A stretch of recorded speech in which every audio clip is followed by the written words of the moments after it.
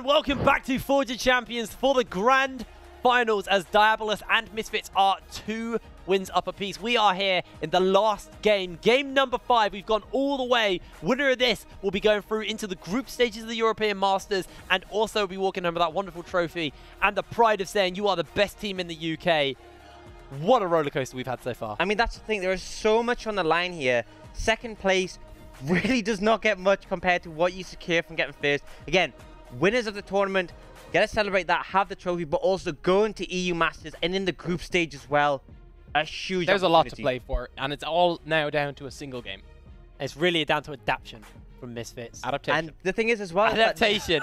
I am so bad at words right now because my brain is fried, but Diabolus consistently banning out this LeBlanc are going to be forced to ban the Akali as well. The thing is, you say that your brain's fried. This happens to the players as well. In a long series, it really becomes hard. In that game 5, you make mistakes that you would never make in a million years when you're practicing. But here, the pressure is really on. Looks like the bans are going in a similar direction. How will they change? As well. Galio taken off the board. I want to see this Tahm Kench get removed. And it does. Do. Oh. Thank the Lord. It's what I hoped for last game. Looks like maybe Zen was watching the VODs and did see afterwards. Probably not, but they do realize that Tahm Kench was an issue and they get rid of it. That does mean, however, they won't be able to throw 3 bans over to Balulu. Also, the Varus will be up for Diabolus.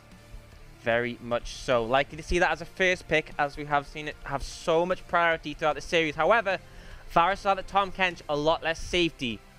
Or do Misfits take away the Varus here and cut them both out the pool? And give Balulu some freedom of what he wants to pick. I mean, his Cinder was still perfectly good. That's the issue that they're now seeing. And they will ban out the Varus. I like think that. It's a smart decision because would you rather play Lulu or Orianna? At the end of the day, he's been fine on both. And when they've been off the table, they take away the Varus Braum, the power from the bot lane of Diabolus. They will, however, the Varus Tom, sorry, they will, however, pick up that Braum, which has been a solid pick. But no Tahm Kench, 100% win rate in this series.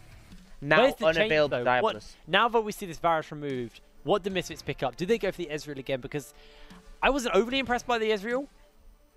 I think you could take something like Tristana that has a lot of safety, but also puts out that late game damage. The problem was, when I went late, it felt like Crispy just couldn't pull any fire. First lock-in Gangplank. He's feeling confident against Flaxius. I mean, Shikari's been destroying him yes. all series. You can't discount that away from him. Shikari was a player who we bigged up coming into this tournament, bigged up coming into these finals as being one of the best top laners in the UK. He's been on tank duty for 4 games in a row now, and he's been constantly winning. Give him a carry. Let's see if he can be the man. Final boss, Shikari on GP. Will he be able to 1v9? What will they take in the jungle? Could be the Sejuani, as they have one to pick before, but no. They will go for that Tristana, as I've been talking about.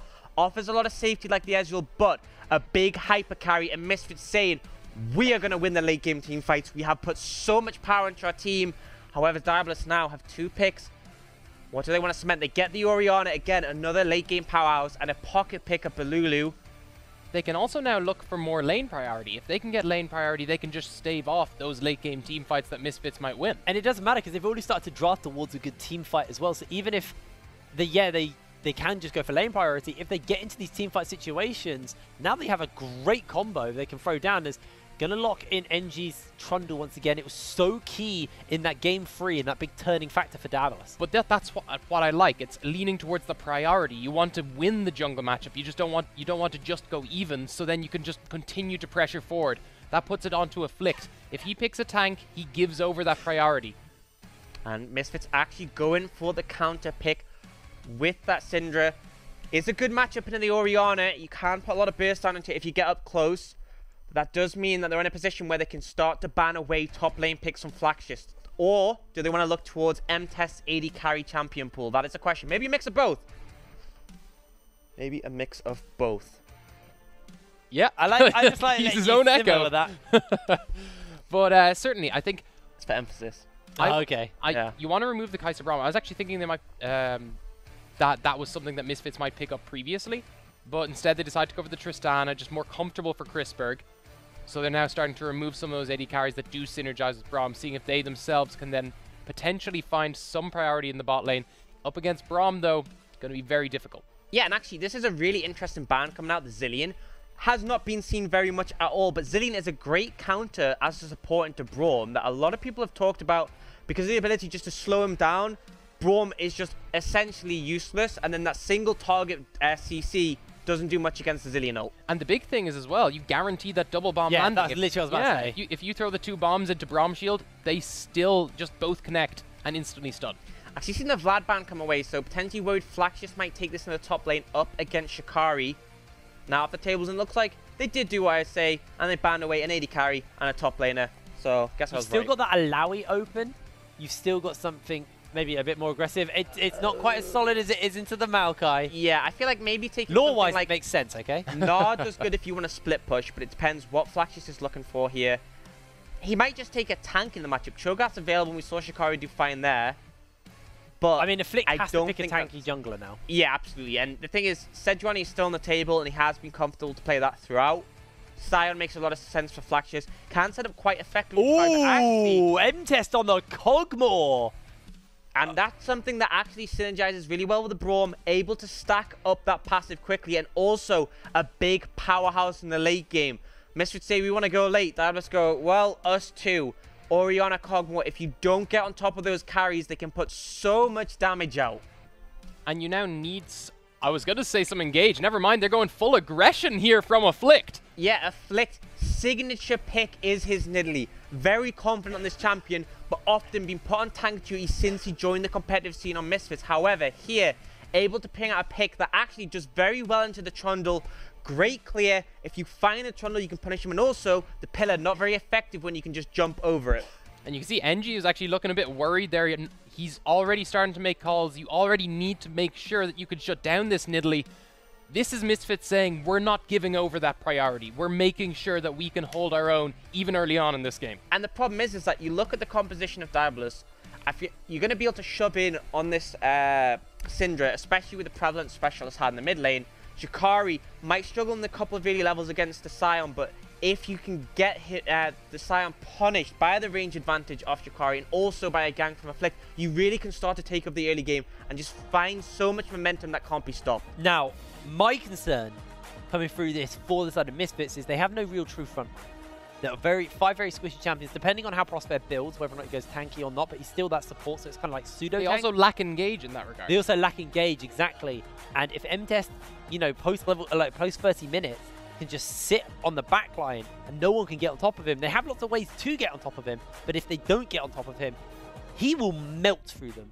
And that's my fear. Diabolus have a good front line. They have that kind of front to back we like to talk about in their draft so far, but Misfits, they're going all aggression. They're looking to catch Diabolus out. They want to snowball this mid game, and they want to take over before M-Test can be that late game Kog'Maw and be the disgusting caterpillar we don't want to deal with. Yeah, the thing is, I feel like, yes, the team fight is really solid from Diabolus in the late game, but Misfits aren't playing to that. They want to push the early advantages, use the Pike roaming ability, the Nidalee early aggression, and the GP ult power to cement an early lead and snowball from there. However, if they make mistakes like they have on the Baron in the previous games, they will have a chance of throwing this, because if the early game, the mid game, or the late game starts to shift into Diabolus' favor, they really will have a problem. Well, we're loading through onto the 5th game of the day. Do or die. Both of these teams need to find this win if they want to get themselves a spot at the European Masters, if they want to be the best team in the UK. Now or never. Misfits versus Diabolus. I'm so pumped to get into this. And I love that Misfits have really changed up what they're doing. They've lost 2 games in a row now. It's game 5. It's right up to the end. So you see Afflict just completely change up his style. Realistically, a lot of Misfits changing up their style here as well, with Shikari going for the gangplank as well. Basically, both the 2 top members there swapping to carries. Yeah, and a big thing as well is this is exactly how the finals of last split went. Misfits got a 2-0 lead, then XL started to bring it back and equalize to a 2, but then it was Misfits who came out on top with the last game. They've been in this situation before and shown they can shine out. However, Diabolus not going to make it easy for them. Well, we are just paying attention to mid for the moment as Special and Lulu just catching their first couple of waves. I want to talk a little bit about this top lane. So how does this really match up when you're Shikari running into the tanky gangplank? He obviously has that kind of pseudo range with the fact that he's got his Q, but how does this lane actually go? I mean, the problem is that you don't want to be in melee range against a Sion because you can stack up the Q and use the shout. But So if you try and trade on a Flaxius, he's just going to shove the lane. So we will have priority in the early levels. Shikari really needs to wait till he has his barrels available and before they really have some points in them and they're impactful to when he gets control in the lane. So for now, I mean, as you can see from the minimap, he's just going to get shoved in and just has to chill and suffer that for the time being. Gangplank is fine with this, though. He's generally just playing to farm up and be this big effect on the map, as we've seen previously, using that level 6, using those cannon barrages to stave out any potential weaknesses in the comp. Yeah, absolutely, and that's a big thing is why they picked it here. They saw how effective it was for Flaxish.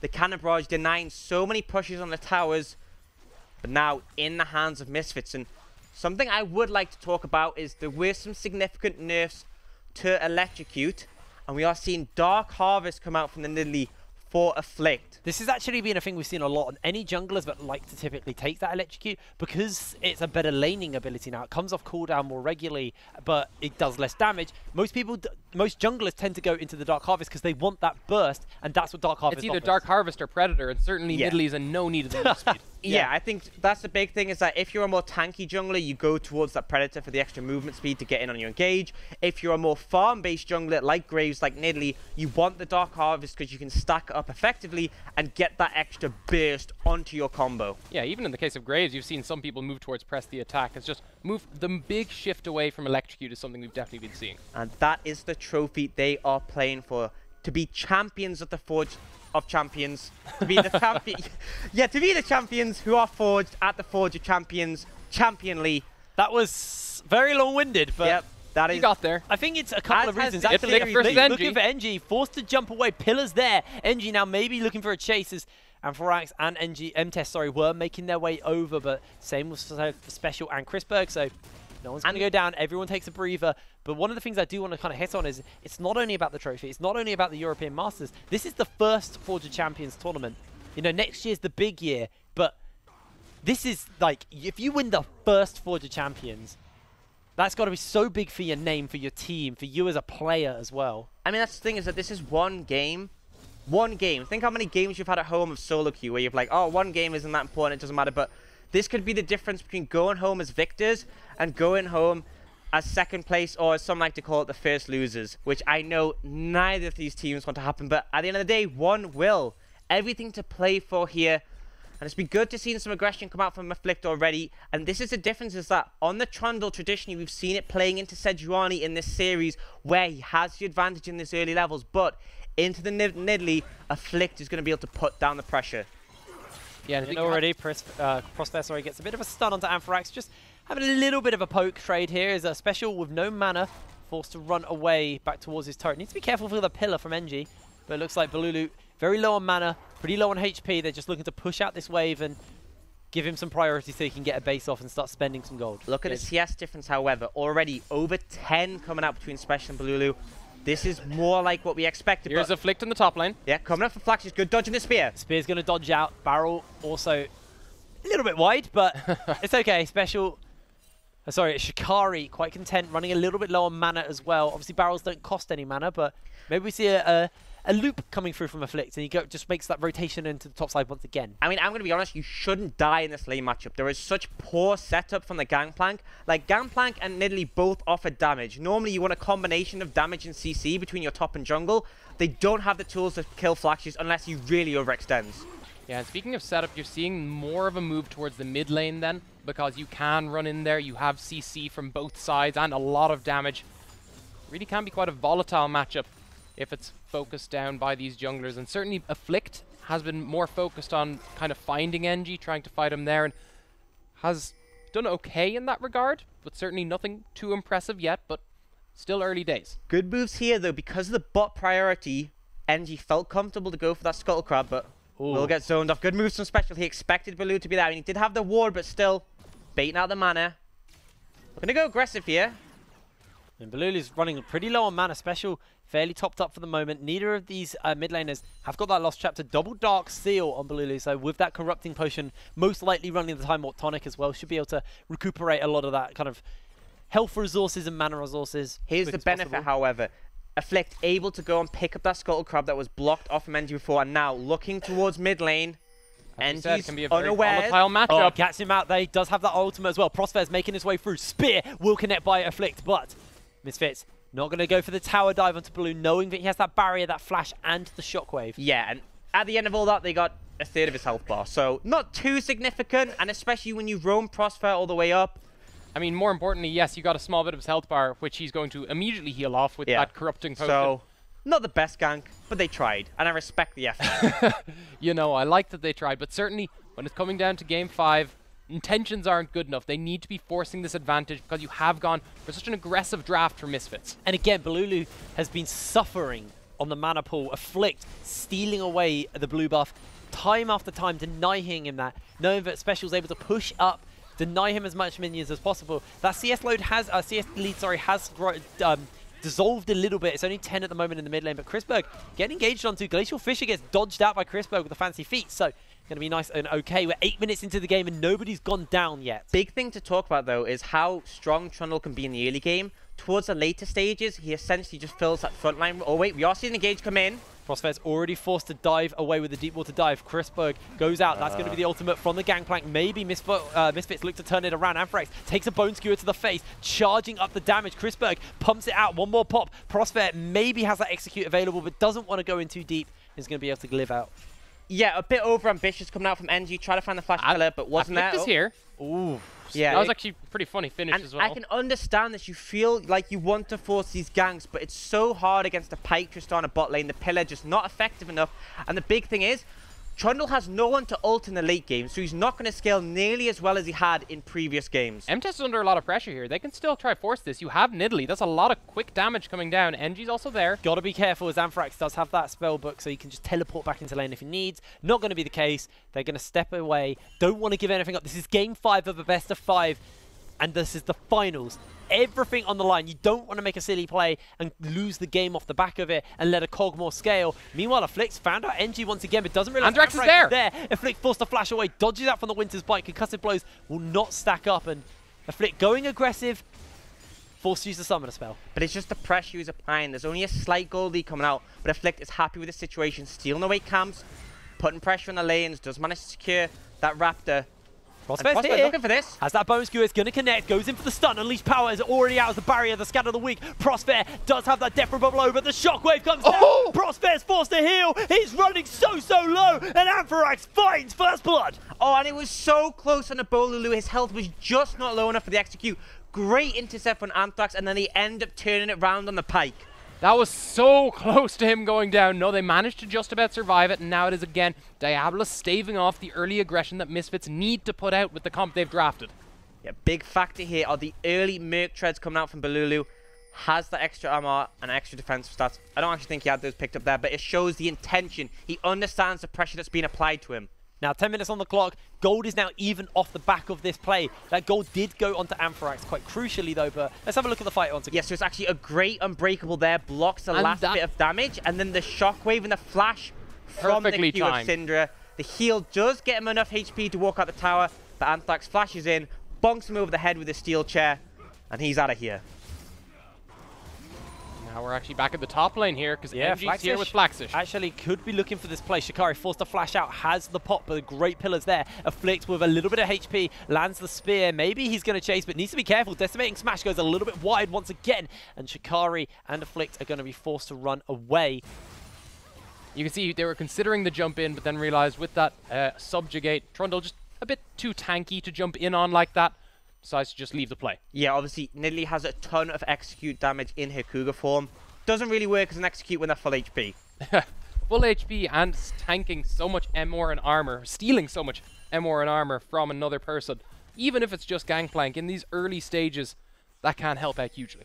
Absolutely. And that's the thing is that Nidalee is someone who has that early pressure, but Gangplank needs more damage to come online, isn't going to be able to shred through tanks until the late stages of the game. But if we're looking at last game, when it was a Flaxish on the GP and Shikari was on the Cho'Gath, he'd solo killed him twice by now, and Flaxish still found a chance to come back into that game.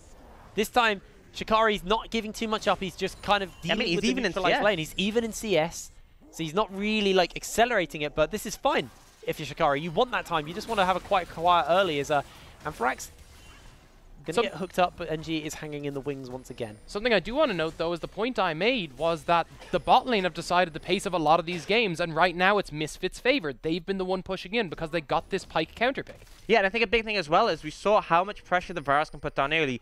Kog'Maw, although he scales well and similarly can put out so much DPS, he is not the same as the Varus in the early game. His ult is not going to set up plays nearly as easily. And a Flick just denying buff after buff. He's got a one-level lead at the moment over NG as his counterpart, but with this Mountain Drake up, you can see why so much attention is being put onto this bot side of the map. Yeah, I mean, with the pressure from your bot lane, there's no reason not to play to this side.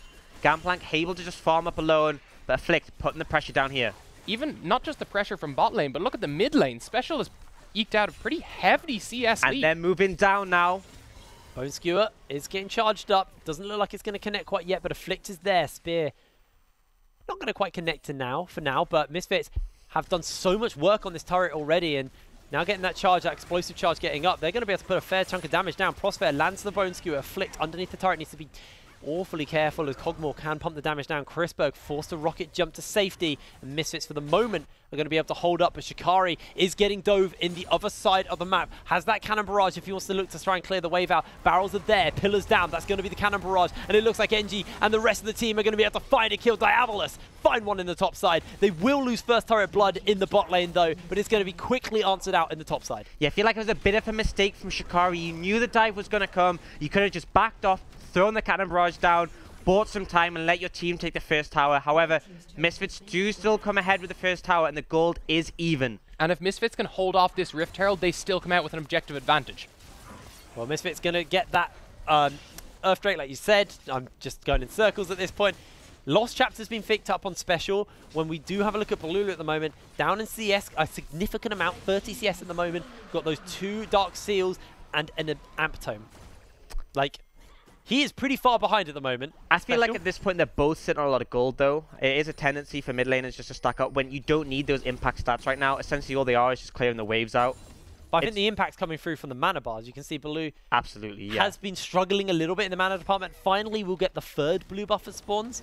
So this time Afflict not going to be able to steal that away. Yeah, it seems like this is the 3rd blue he got off the series because he really has not been given many. Does have one now though, game 5 when it really counts. Medjai's Soul Stealer on Afflict.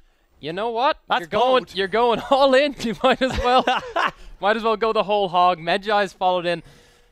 Again, we talked about how you pick something like the Nidalee, you have to make this aggression work. Yeah, it either works start doing so or it doesn't. So I feel that's the way most things are. That was a very hit brain statement there. I love the confidence. Afflict wanting to make this game about him with the Nidalee pick, and although he hasn't found too many kills in the early stages, has had the pressure lead, and now in the mid game this is where he wants to convert it into some objectives and some kills. Well, NG hanging around this mid lane. Prosphere spotted out on a ward. Lots of attention towards the mid at the moment as we also see Amphirax making his way down. It's a 3v3 mid at the moment. Multiple members hanging out here as NG and DIABOLUS are going to get vision control of the Rift Herald. 15 minutes on the clock. That thing's only going to be on the map for another 4 minutes roughly. So someone wants to go for it. We haven't seen a Rift Herald go uncontested this entire series. Yeah, and I mean, it makes sense. Since the changes to it, it's almost impossible to not get at least one good charge onto a tower. And so both teams have been prioritizing heavily. However, both wanting to keep some contention up there. Having the Australia lanes, both bot lanes on the top side of the map, and not giving away anything for free in this nail-biting Game 5. Now, you'd expect with Misfits, they had the priority before they got that first tower. Now that they've flipped the lanes, they should still have that priority. But you'd see they feel a lot less safe. They're backing off a lot, and they're just trying to maintain vision control because they're aware that if Trundle jumps into either of these lanes, it can very quickly shift. Yeah, especially the big factor is in that bot side, no tower to protect Chrisberg and Prosphere. The thing is, if Flaxius is to go bot, he does have his ult to get away, gives him a lot of mobility. And the thing is, he's up against a Gangplank and a Nidalee. There is no way they're able to kill Flaxius unless he really makes a massive mistake. And as you can see, Chrisberg and Prosphere, they want to push up, they have vision, and yet they still have to play a bit safe. Special's going to be able to pick himself a blue buff up now. Has that extra little bit of mana as Blues has worn out. Now it's the Rift Herald. You can see they're moving towards it. They have full vision control over the area. The Scuttle is still up in favor of DIABOLUS, but it's about to die, and Misfits have the priority in the lanes. Question is, will they be able to get this uncontested, or will it turn into a team fight? At this point in the game, NG on this Trundle feels very tanky. Tristana, one item, big crit, but that's about it. Won't be able to do too much to the front line of Diabolus. And have to say, if they take a bad team fight here, it could mean devastating things for the game. You do have Gangplank ultimate though, and that it does always land quicker than the likes of a TP coming in from Flaxish, unless he gets it in very, very early. And now, as we said, it's unlikely to go over uncontested, and here comes the contest. They're looking for the fight. That's going to be Rift Herald secured up by the side of Misfits for Special getting engaged on the other side. Shockwave does go a little bit wide, and Flaxish misses the ultimate. Afflict is here. Shikari's joined in, and Misfits are trying to turn onto Diabolus, but Diabolus, with a perfect disengage, do make their way out to safety. Nobody from Diabolus falls, but they do lose Rift Herald. And they're putting it down straight away, putting the pressure down on this tower. Health bars are so low, they can't really clear this for too long. As Shikari, with those barrels, just poking and prodding out. Down goes the turret, in comes the stun. Flaxish needs to be careful. They might even commit for the second tower here if they can find that wave clear. Special still got the blue buff, still has plenty of mana and ability to clear out these waves, so at least going to get that second charge out. Yeah, they'll get the charge, but don't think they'll get too much more. There we go. Took his time on that one. Good moves from Misfits, and again, both these teams fighting for everything. They don't want the team fight with a composition like this, but they get the objective, they force Diabolus to disengage, and then they manage to get the tower. That's exactly what they wanted, but still, only 1,000 gold lead. Very slight, but it's something. Afflict can pick someone off here if they're not careful. You have Pyke following up as well from Crossfair.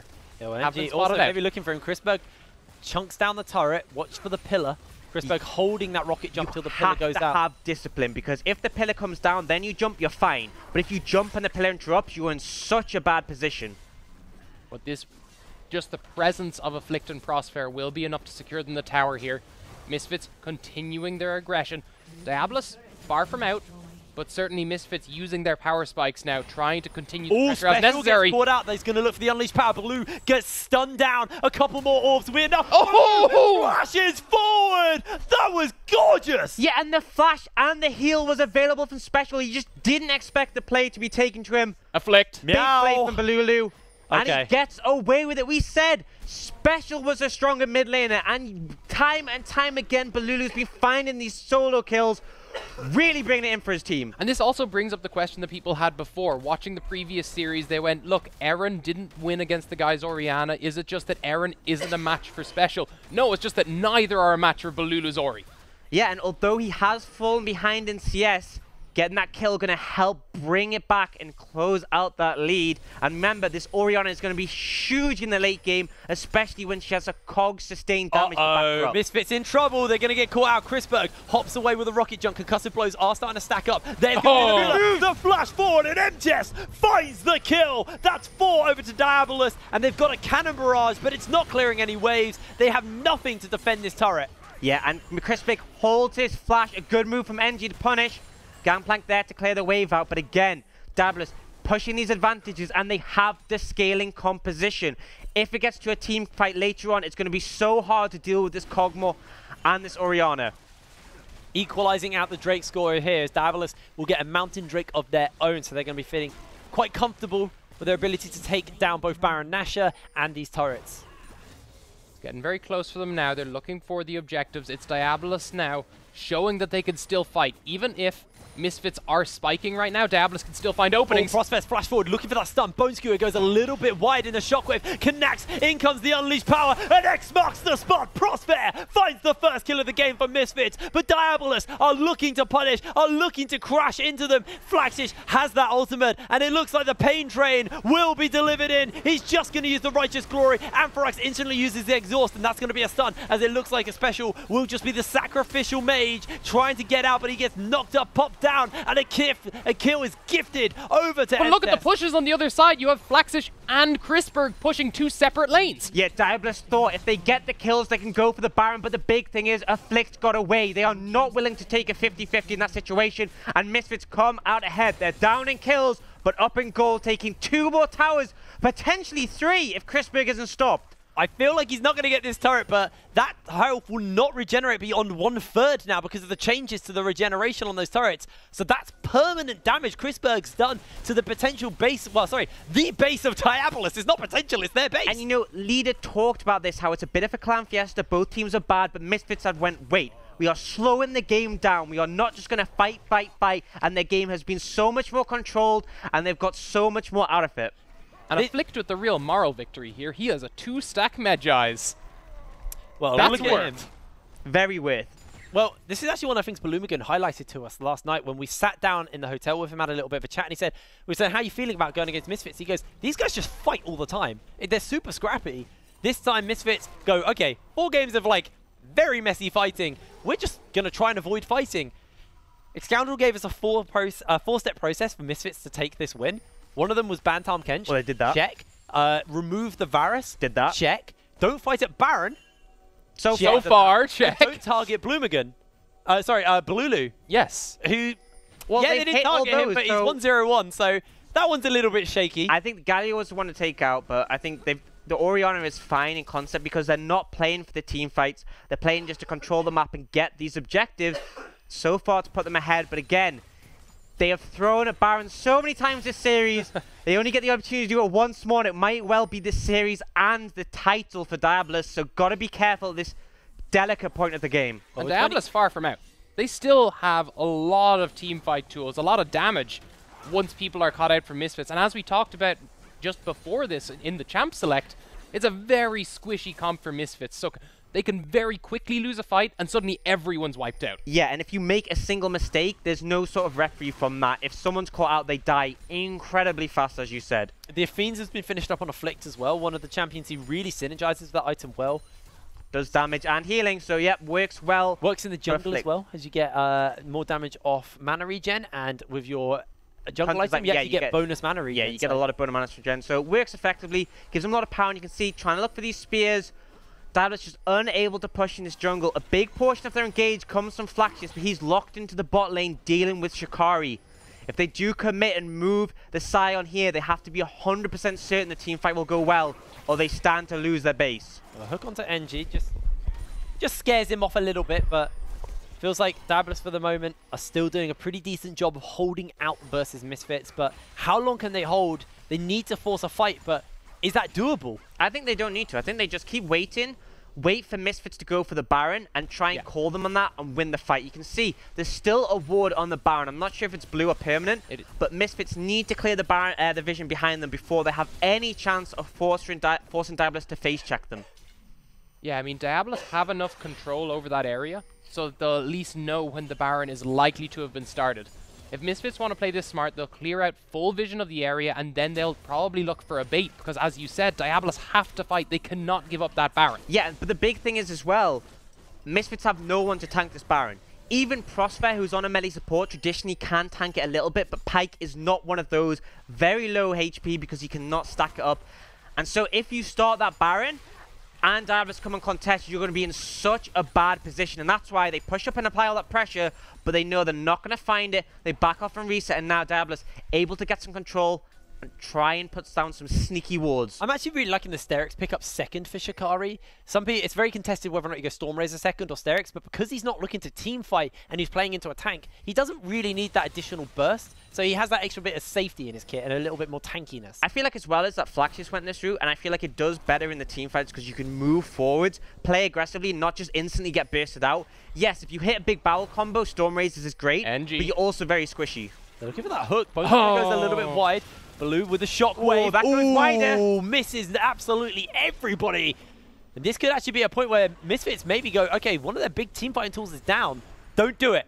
Yeah. Don't do it, Misfits. The pink ward's still in the Baron. They just haven't checked it. They've assumed it wouldn't be there. And it means Diabolus know they're not going to start Baron. I mean, they're placing wards down here, but it's essentially pointless because they know with that pink ward on the Baron, it's definitely not been started. Respect, just clearing out this wave in the mid once again. Very hard to actually push into this Tristana with the Stormrazor, with that static shiv building towards the Infinity Edge. We're going to see whether or not it's just going to be the pickaxe or the full item pickup. It. Finally special spots that pink ward. It was just sitting in there like, hey, we know you're not doing Baron, guys. Infinity Edge on Chrisberg now. Has a lot of damage in that kit. Yeah, I mean, he does put him at 60% crit. I feel like now with the changes, the Stormrazor gives you an earlier spike. And don't get me wrong, 3 is strong, but really, once you get another Zeal on top of that, that's when you're consistently putting out big crits, especially up against a Cogmore. His damage is more on hit base. Per auto, you'll pump out so much more. And on top of that, you also want to be able to deal with the likes of Sion, the likes of Trundle. Once you can burst through a front line, it's pretty hard for Diabolus to actually deal with the Misfits roster. Because that's the thing, Misfits have so much damage. We talked about how having more carries can be a benefit with damage output in the late game. They have the Gangplank, the Nidalee, they have the Tristana and the Syndra, so much damage, but for now, these tanks are nigh on unkillable. I really like this. They're going to force the Cannon Barrage out from Shikari, but sent 5 members into the mid lane, and now they can maybe just turn around for the next wave and look to pressure, but Prosphere with the hook, Chrisberg needs to be careful. Pillar almost interrupts it, and you got to keep your eyes on the rest of the team though. You've got Special pushing at this top side. You've got Shikari pushing into this bot lane. The Flex gonna come in. They're looking for Lulu.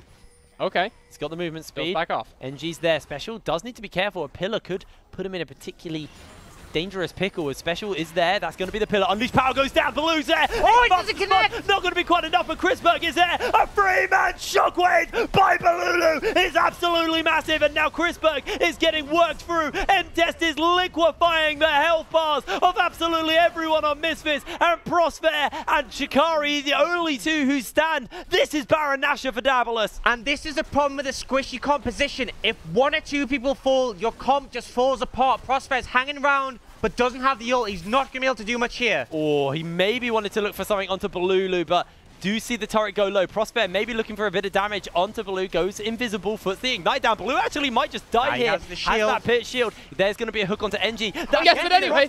Prosphere's making the play. He's going to go down. Baron will fall, and Diabolus can walk away happy. Yeah, and that is the objective they wanted. Constant pressure coming out from Misfits, but one big misplay, one big shockwave, and it ends up getting turned around, and now the game is in Diabolus' hands.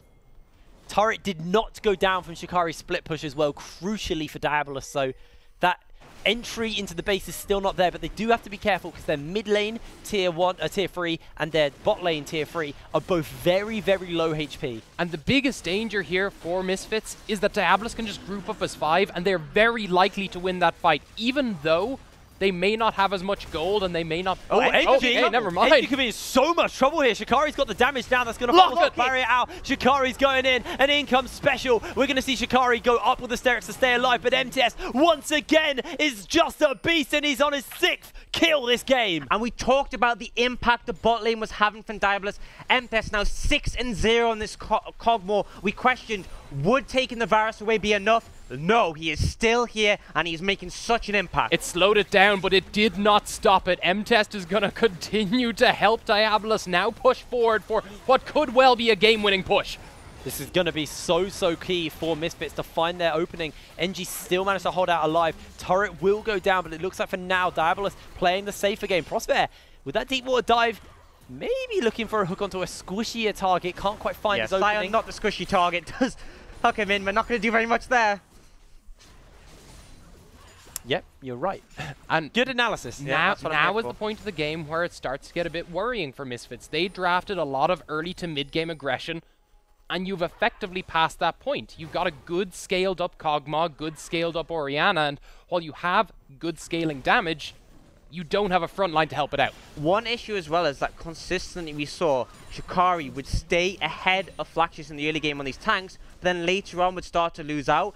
Flaxius, however, although he didn't manage to push a lead over Shikari early, he's actually got a CS and a 2-level lead at this point. This Sion just feels so hard to deal with. The damage just isn't there to cut through him, despite it being 30 minutes in the game. And the problem is, again, no front line for Misfits, no one to soak damage from this Cogmore. He just shreds anyone who gets close to him. And the separate issue when you've no front line is that you lack CC.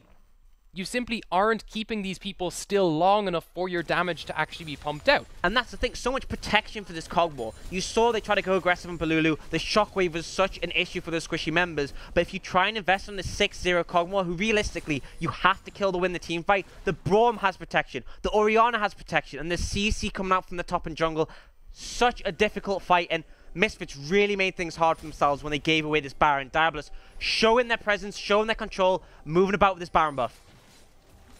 It's going to be on for a couple more waves still for the side of Diabolus, but Prosphere fishing for the plays, but the members are getting tankier and tankier on Diabolus, and that front line lack, like you said, is starting to be more and more of a problem. Shikari now finished up that Storm Racer, so wave clear is going to be very strong, and ability to actually chain those barrels, and if he can maybe find an opening is going to be big, but just what's the plan for Misfits? I mean, you have to wait out the Baron, but there's no way you engage on them. You really lack the tools with your composition. And even if you do find something, I really don't think you can punish. And that's why you're seeing them look for picks around the jungle as Diabolus are rotating. Because if they can find that one pick, they have the damage to continue the fight and pick people off. But on the other side, that's why you're seeing Diabolus make sure they're either playing far back or together. One saving grace for Misfits is their base hasn't been broken, maintaining those inhibitor towers and even the outer tower in the bot lane. So still a bit of safety now. But it's at still this up point, in gold as well. Yeah, but the thing is, very small. I'll give it that. But Misfits have been able to at least maintain their gold lead throughout all of this. They didn't fall massively far behind. But the thing is you have to look at how. I mean, there is a big factor that look at the CS differences between the AD carries and the mid. But so much gold is on this Kog'Maw. He's so strong. And yes, there's more gold in Misfits, but you have more carries to distribute it through. Cheaper items for the Trundle and the Scion mean they're still going to be very effective at this point. You need. Honestly, Tristana needs to get to 4, maybe 5 items to pick up another crit item and potentially a Last Whisper or some lifesteal before she can start shredding through this front line. And I mean, we're talking about a double... sorry, the Magi is finished up. And let's have a little look at the gold. You can see it's actually only just a 1,000 gold lead over to MTES. So not quite as big as you would think a 6-0 lead over a 0-2 would be.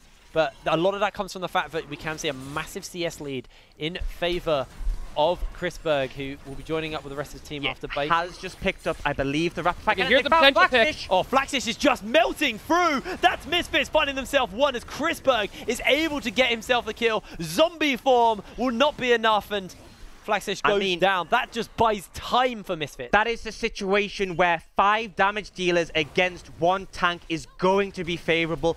No one else on Diabolus could assist Flaxish. He gets caught out, and they're just able to shred through him. They now have a bit of control.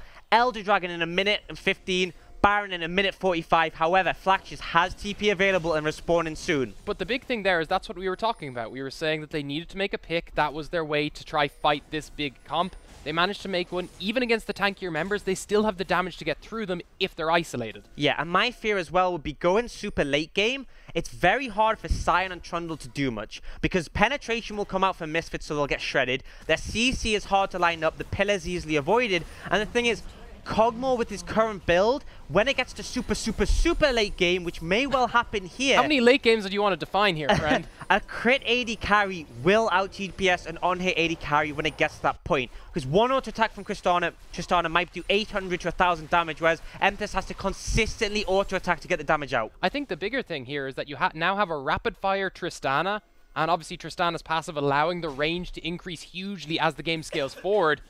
Really good for just poking people out to start these fights. Especially if it's MTES he's hitting with these auto attacks. MTES does obviously have that Blade of the Rune King, so has a little bit extra sustain.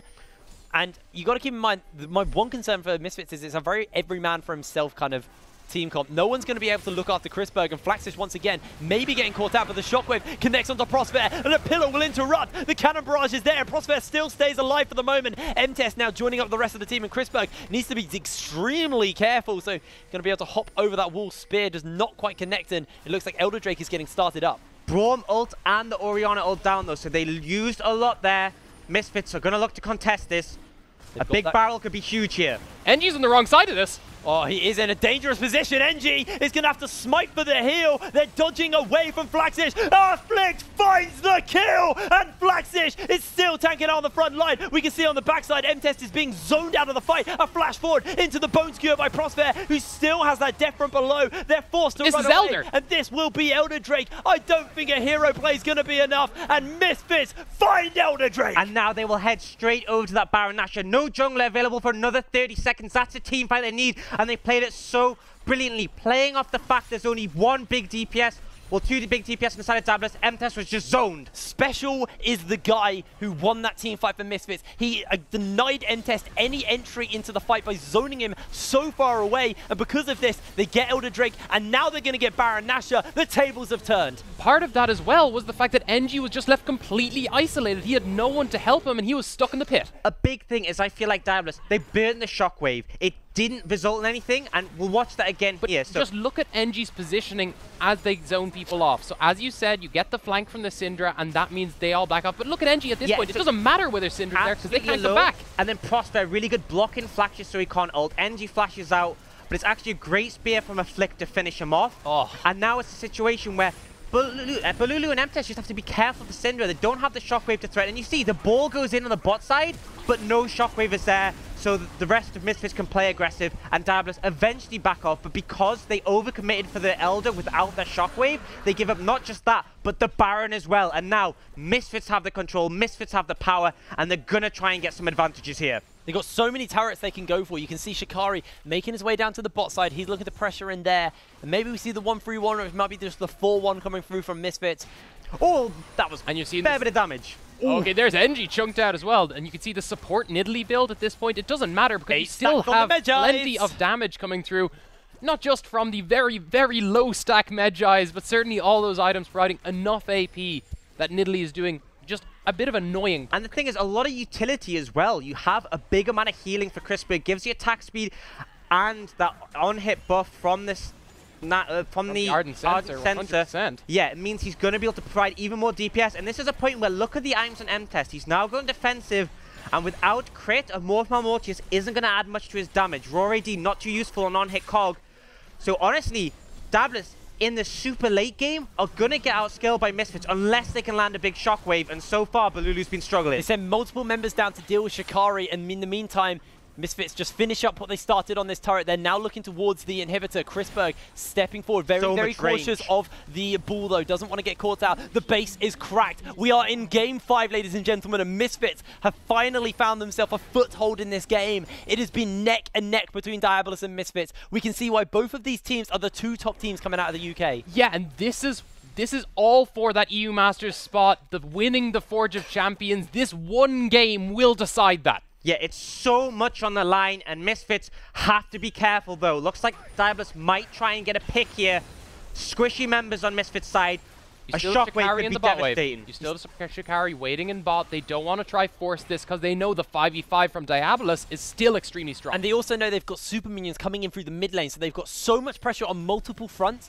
With this Baron buff still, Shikari is going to finally crash in, and Flaxish will be the one to go deal with him, but I don't think Flaxish is going to really have too good of a job versus Shikari here. Yeah, we did see Crispberg actually willing to trade autos, but the sustain from the Nidalee means he can't take the trade. Big stun! Massive scatter the weak! Turret goes down, and DIABOLUS do not fall yet, but their base is suffering to the siege from the Baron buff, and Misfits are continuing to pressure with everything they've got in their kit. This will be inhibitor number 2 going down as Balulu gets hooked. Not going to be more. Glacial Fissure does connect, but Crispberg is able to jump out. Special could be in trouble. Redemption from Prospero will heal him up, and the shockwave goes wide. Special with the fancy footwork is able to stay up, and a cannon barrage is even looking to turn the fight for Misfits. And you understand DIABOLUS trying to go aggressive, trying to punish because things are looking so dire right now, but good moves from Misfits to avoid that. And it's League of Legends by the book. And Shikari are pushing through bot lane. DIABOLUS, they don't have the engage on the composition. Flaxish needs to go for something now, or they're going to lose the series in the game. A Flick gets caught out by the ultimate instantly, looking for the deletion. He heals himself up. A great pillar means MTS is able to get his 7th kill on this Cogmore, but they have to deal with the base. Turret number 1 is down, and now Misfits, they're trying to keep them spread. They're trying to get this last inhibitor, but someone has to stop the siege. A hook does connect, and MTS trying to put that damage onto Shikari. This could be dangerous for both of these teams. Special this could be the end of the game. Special, could be the one getting caught out. Shikari putting the damage onto MTS, but he Crispberg's gone in. He goes straight back out of the flash, and NG gets caught by the hook. X marks absolutely nothing because he's not going to secure the kill. Blinking health bars on the side of multiple members, but the shockwave onto Crispberg. Crispberg so low. Crispberg's still alive. Shikari heals up with the orange, and Misfits are punished in the base. They will make their way out, but the base is in shambles for DIABOLUS. And it's so intense, so close, but at the end of the day, although DIABOLUS managed to clear the attackers out their base, it's in shambles and they won't be able to push out. We'll see that once again. They're confident. No engage coming in from Flaxish, but Special oversteps. No flash. The Righteous Glory slow into a great pillar means he is almost certainly dead. Crispberg then sees the opportunity to duel his counterpart. Jumps in on M-Test, but Balulu could have threatened there. He has to flash straight out, and now Shikari ends up taking so much damage. Great flash from NG. If that ulti hit, that would have been a because that would have been follow-up on Balulu, that would have been at least 2 to 3. And Crispberg ends up taking so much damage. Although he survives, Shikari has to block here. and it means he goes down instead. Shikari with a heroic sacrifice for Chrisberg to make sure he gets out, but we are going to be going back into the game. This is what you expect from a Game 5 between these two teams. Taking stock, full build now picked up on both AD carries. Merc Scimitar coming out from Chrisberg, and the Morband Mortis coming out from Kog'Maw. I think, though, you will sell the Storm Razors later on. Doesn't have that much utility when you have 100% crit, but for now, he is putting out a lot of damage. Actually seeing the Shirelli's, is it? Yeah, it's on Shirelli's Nidalee. Shirelli is on Nidalee. That extra movement speed for disengage. Clearly playing the utility bot for his team. It makes sense. As I was saying, pretty much anything with a small bit of AP designed to be a support item, Nidalee can pick it up as you don't need that much extra damage. Your bases are fine, and realistically, as you said, as the game goes forward, just looking to transition into buff Tristana. Yeah, and this is a problem, is that right now, Nidalee providing a lot for AD carry. The Trundle, great pillars, but has 3 completed items because so starved for gold. 30 seconds till Baron. This is where Diabolus need to contest. If they've already lost 2 inhibs and they give over that Baron, it'll then be the Elder to follow. Yeah, the unfortunate thing for Misfits is that the Baron comes first. The Baron, harder to take, does more damage, and less important. If you take a second Elder with 2 buffs compared to 1, Misfits will dominate any team fight after that, and it's definitely the key to winning the game, whereas they can get contested on this Baron, and if they end up losing, that's the whole game. MTES looking aggressive here, 8-0 on this Kog'Maw. Well, Diabolus maybe just looking to run it down the mid lane, trying to go for the base race. We did just see this in game 1, but for now, Misfits recognizing that and taking a step back. One thing to say is that MTES has gone for the Infinity Edge instead of the Wit's End, decided he needs more damage, and it scales a lot better in the late game. Going to be able to hold up a bit better against Chrisberg's crit build. Baron's up. Both of these teams on a knife's edge. Prosper goes in with a hook, but does need to be a little bit careful, as the Elder Drake is going to be spawning up. They're actually going to try and leave Chrisberg to solo it. They're going to move towards Baron and try and pressure them, but if they get caught out, this could be disastrous. Diabolus, will they call it out? Ready to make that call. They already know NG's moving towards there. This has made this a very dangerous call. 50% HP. It's going to be able to get that reset. Prosper also made his way down. Misfits so tense at this point. But they're going back onto this Elder Drake. They know that this is going to be the crucial winning factor for this team. They can get this before NG can get in. It's a better low-risk buff, because if you get this, you win the game. If the other team get it, you can still back off and disengage. They get it. The double Elder. NG's already half HP. That's going to be the Glacial Fisher. Chrisberg still untouched on the back, but Lulu loses lower HP. That's going to be 1. Instantly traded back into 1-for-1 so far as Prosper has got the reset on his ultimate. He can make more plays. Misfits have found everybody on the side of Diabolus, and they fall down. Misfits will be looking to close this game out, and will be taking the first Forger Champions win ever. Yeah, and the Elder Dragon was the crucial thing. They didn't want to contest the Baron. The Elder does so little damage, and when they secure it, the buff is huge. They win the team fight, and they're going to win the game here. Misfits, it looked so tight, but they come out on top. And you could see Diabolus didn't want to give it away. They didn't want to give that second Elder, and now they're looking towards the end. The Nexus will be the focus. Misfits are the first Forger Champions winners, and they go to the European Masters as the best team from the UK. What a performance, and they are our reigning champions. They won last split in similar fashion, going 2-0 up, nearly getting reverse swept and bringing it back, and once again securing that spot as champions of the UK. Look at Diabolus. They are distraught after the almost reverse sweep. They put everything they had into that, and it just in the end fell apart. It just wasn't quite enough. In commiseration to them, they made it a hell of a series. Yeah, I mean, this could have easily been a 3-0, but they really fought. And even in that last game, it could have gone either way. We came in thinking it was Misfits favored. After that, although they came out on top, I wouldn't have said that. It was so neck and neck. Certainly, a lot of us had predicted maybe a 3-1. We thought Diabolus would maybe pull out a game, but certainly every single game towards the end there was so close. I don't know why we didn't expect it to go all the way to 5. We know what the UK team finals are like. Every time they go all the way to 5. And Diabolus, I think they can walk away with their heads held high. Yes, they won't make it to the European Masters, but Misfits are the team to raise the trophy and will be the first team to win the Forger Champion.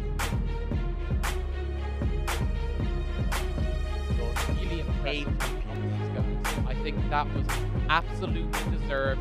They had to take it all the way to Game 5. They had to really feel the pressure coming on, especially especially picking such a late scaling comp.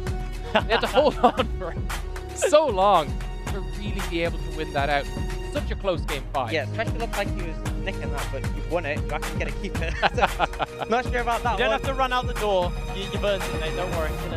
Hand it off to leader. He was a crucial part in that 40 championship performance, but moved consistent coach after. And a big part came from the coaching staff as well, because a shaky series, but a well-fought one. Misfits had issues with that game 5, and changed up that play style, came out as champions. And when you're a coach, completely changing your playstyle in a game 5 is so dangerous, but teaching the team how to play around that, pairing those kind of strategies, so important. Yeah, don't drop it, Shikari. Shikari, they're holding the trophy 3 times in a row, champion of the UK.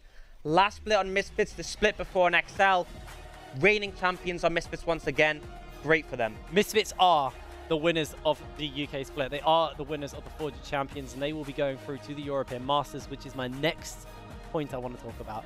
Misfits, I've got that straight buy-in to the group stages of the European Masters. Enclave will have to play through the play-in stage, but let's have a look at this Misfits. Let's have a look at this lineup. How do we think they're going to be able to fare on the big stage?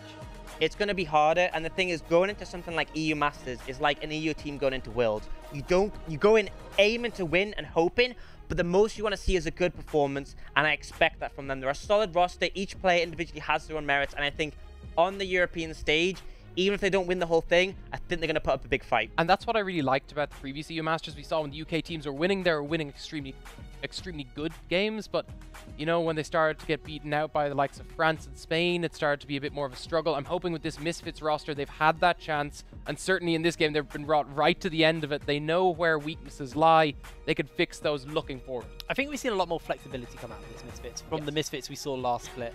You know, this is Crossfair playing more aggressive picks like the Pike, really showing up both times we've seen him on it. Shikari, one of the top tier 3-time winners of the UK scene, goes tank all series, and the last game goes, you know what, you've been spanking me with Gangplank, I'm going to turn around and spank you back. It takes so much confidence, because if they'd lost that game, if Afflict had gone too aggressive and been punished on that Nidalee, everyone would have turned around and gone, why? Why did you change things up at the end? But in the end, it gave them the final game. They had the confidence to take those picks, and it's what led them to their victory. And it was something I was so worried about going to Champ Select, because I was like, it looks like they're not drafting enough priority. It looks like they'll get punished early, and DIABOLUS have been really strong when they start out with the lead. Instead, they go for this Nidalee going, we're going to guarantee ourselves a good start, and from there, build our game. Solid playing coming through from Misfits as you can. Once again, we have a replay of them lifting the trophy. Tactical replay. You can really see strong carry potential in all of them right there. Yeah, you see Shikari takes his hands off because he's tired from carrying his whole team on his back. 3-time champion, but Misfits as an organization, the academy team, reigning champions of the UK scene, but it was the first Forger champions, and they put their name on it. So big as well. You are the winners of the first ever Forger champions. Now Forger will be back next year, so you come into that, you've now won 2 splits in the UK scene this year, back to back. You've gone and represented your country twice now, and now it's all about Forger champions in the future. You want to hold that title. You want to be the guys who won the first. You want to be the guys that win the second. I mean, that's the difference. Last split, when we were playing in the EU Masters, 3 teams from the UK, due to some arrangements with the Challenger Series spots, actually ended up going into EU Masters. In the group stages, 1 team went into the play-ins, whereas now the only team in the group stage is Misfits. And yes, there is a chance for Enclave to get through there, but it's going to be difficult. And right now, Misfits are going to be the sole one going straight in, and they can shine and show what our scene is capable of. And if they play like that, yes, they had some issues, but I think they'll put up a good performance. I think if they've improved like they have this year, yes, that's what we're looking for. Improvement upon last year from earlier on in the year with European Masters.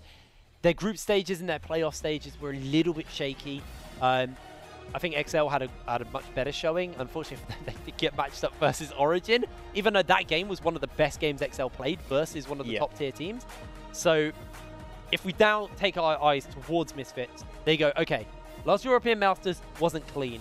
We're a better team than we were in the spring. It's now time for us to really bring our A game, and we want to make a better showing in the playoffs and maybe make it to the finals. I mean, it's a big call. But that's kind of your next step. You made it to playoffs. What's the next step after that? It's the finals playoffs. It's the quarterfinals and the semifinals. A big thing as well is last split, I don't think this Misfits roster was really tested. You know, they went almost undefeated through the regular season, and then they had a clean semi-finals. And although in the finals it was nearly a reverse sweep, that was the one time they really got challenged. Here, for the whole split, it's been a constant fight. They've had issues. They've had to get over them. They've had defeats that they did not want to take, and they've had to overcome them. And I think it's made them a stronger team as a result, because although Misfits are a champion, the competition has been so insane in the Forged Champions. I think it's forged better teams as a result. Forged in fire, I think, is the term generally thrown around, because that was one hell of a series, and I think that's where you really start to struggle. That's where you see what a team can pull out, and coming into a game 5 like that, taking it so late into the game as well, where realistically one fight turns it either way, showing that you can handle that pressure, that'll be invaluable going forward into EU Masters. Now, I do want to turn my attention a little bit towards DIABOLUS. Unfortunately for them, they weren't able to get the win, but they really showed up today. They had a great showing, and remember, DIABOLUS were the team that came 3rd in Group B in the Premiership. So they're a team who, you know, weren't particularly one of the top teams coming in. They didn't even make it to finals in the last split. This time, they've made it all the way to the grand finals and pushed one of the best teams in the UK all the way to game 5 and put their foot down and said, we are here as one of the best teams in the UK scene. And that's the thing, is that you look forward to next split. You've got, look how close we went here. Next split, we're going to push it further. And that's something that's happened with the likes of Shikari and Prosper. We're on a team together in the form of Xenix seasons and seasons ago. They got to the finals and they failed there, but they've come back and now they're champions again. And I feel like that's the direction DIABOLUS have to go. Is yes, they didn't win today, but it was damn close. It was very, very close. And that's looking forward into the future. That's what you got to take. You got to go, why weren't we the #1? What can we take from that? How can we play this forward as a team? Yeah. And I think it's gonna be exciting to see what changes get made going into the next split.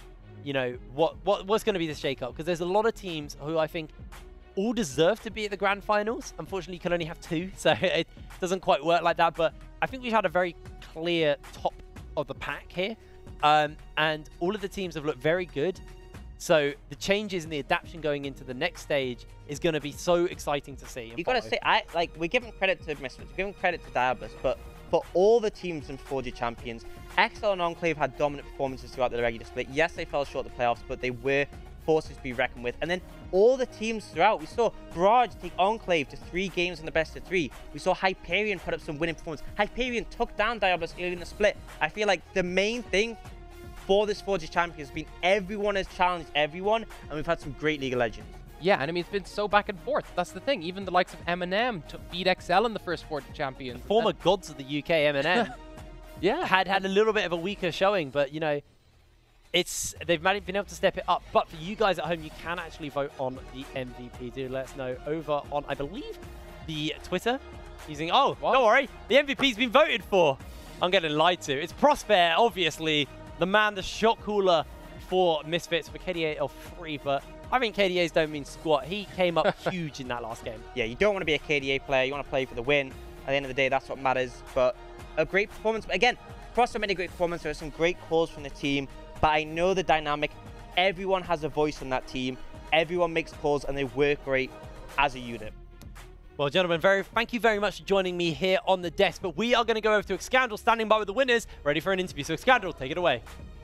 Thank you very much, guys. I do want to reflect what you said on the desk, and I know we have a few people left in the studio here. I want to get a small round of applause for DIABOLUS and Misfits, who both had an excellent finals. It was a best of 5. It was fantastic. So everyone, give me a little round of applause for those guys. Because we got to the 3rd game, and a lot of people were saying, yeah, Misfits 3-0 easy, and it got back all the way to that game 5. It was incredibly exciting. I'm going to start with you, Special. You came in kind of as, not a last-minute sub, because you've already been with Misfits for quite a long time, but you replaced the regular season mid laner. You slotted back into the team. How was it for you sort of getting to grips back with the Misfits roster? I honestly felt like it was really easy, because I've been playing with them for so long, and with the LCS team, I didn't scrim that much, so it was super easy to get back in and just win it all. And for you guys now, you have the group stage EU Masters spot. Are you guys going into hyper training mode now? Is this like everything's now focused? Forged Champions is great with the winners, obviously fantastic, but it is now back to the training, back to the scrims, ready for EU Masters? Yes, I think so. Like, we're definitely gonna practice like so much, and we want to show a better performance than last time, because I feel like we could have done a lot better in the previous EU Masters, but somehow we didn't manage to come up to our own expectations, and we definitely want to change this for this EU Masters.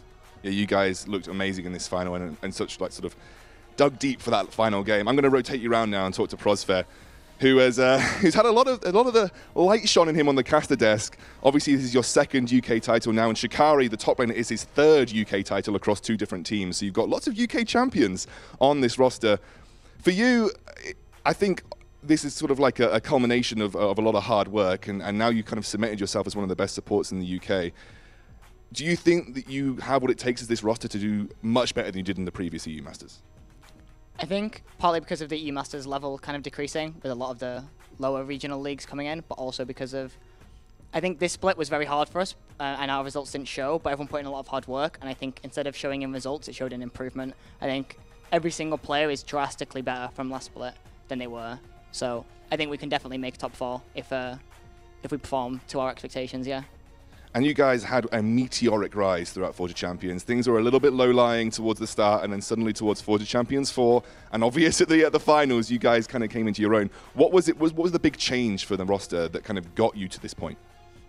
I think I said this in an earlier interview, but like I said, I think everyone put in a lot of work, which improved all of our skills and our communications, but Kenzuki just wasn't the right fit for the team communication-wise, so it wasn't showing in results. But then we brought in Leader and obviously Special later, and I think kind of everything clicked at once. You know, we brought in a mid who fit the style of the team, and everyone's kind of hard work got to pay off in the last few weeks. So I think that's what happened. And for one question before I move on. In that 3rd game and then the 4th game, going into the 5th, what was mentality like for you guys? Were you able to reset after every game, or did you have to really kind of dig very deep in a competitive aspect? I think people were definitely tilted in Game 3 and Game 4. In fact, I think that's the reason we lost, is because people were mentally thinking of too much stuff. But one of the things as a support, I think you need to be a good support player. I think you need to be a good shot caller, and then I think you need to be a good team leader. And one of the things of being a team leader is, you need to recognize when the reason you're losing isn't gameplay, it's because of people's mentality, and you need to try and just lighten the mood, make some jokes, try and get people, you play in a team with these people all day, there's a lot of in-jokes, you need to try and get people to kind of reset to a mode where they're calmer and they're playing more normally, and I think Zen did a good job of identifying that as well and trying to detilt people backstage, so. Well, speaking of Zen, I'm going to bring him in just because that was quite a change in the last game. You definitely changed up your drafting style, gave Shikari something like Gangplank. You went to more of a split-push orientated approach. It worked for you versus XL, and you brought it out in that last game. Was this a conscious decision, just given that Game 3 and Game 4 weren't going your way? Well, basically had a few variations prepared, and then the draft was sort of 5 seconds left to ban the last champion. And Shikari came up with a brilliant idea to ban the Varus and just pick the Gangplank for ourselves. So, sometimes there's times where you just have to trust player intuition and just go for it. And we were, like Prosper said, we're going a little bit mental boom backstage, and we're trying to get everything back together. And we said, okay, if the game doesn't work out, at least it's going to be a really good game for the viewers, especially with the Nidalee pick as well. Gangplank, Nidalee, there's a lot of spiciness going on there. So I was like, okay, worst case scenario, the viewers get an insane match. Best case scenario, it ends up working out and we win the whole thing. So, I got to ask though, because when we saw the draft, we were like, this is risky for a Game 5 of the grand finals. Were you confident in Flick being back on Nidalee, something that he was known for quite a long time? I mean, when you came out of that draft, were you like, I was happy with this, or were you saying, I've got to hope that my players are feeling comfortable here? I mean, it's all mental, right? Even if we drafted completely standard game number 5, if the mental would be bad, we would lose. And if the mental was good, we would win. I think that the fact that the team composition was so spicy, I think helped bring the players back into it a little bit. Because it's like, okay, guys, we know what we have to do, right? We have to win early game. I mean, even though the game was really, really long, we didn't really need to do what the comp needs to do. But I think it pulled the players back into the game. And it's like, worst case scenario, just incredibly clown fiesta game. And everybody can have a little bit of fun, even if we lose. So I think that sort of helped the guys get a little bit back into the game. And last question, you were talking about getting these guys back in scrims for EU Masters. How much time did they get off before EU Masters, before it's back to the Zen scrim blocks? Whew, I mean, we had a pretty, we were scrimming 6 out of 7 days a week, 5-6 games a day. So our scrim schedule is pretty rough already. So I think it really depends what's going to happen with the EU Masters schedule. I think it's not all fully released yet. But I think I'm going to give the guys maybe a week or so maybe a little bit less, because this wasn't the performance we were looking for in the finals at least. So as everybody could see, there's so much to work on before we can like say, okay, we're solid. There's a lot of consistency issues that need to be solved.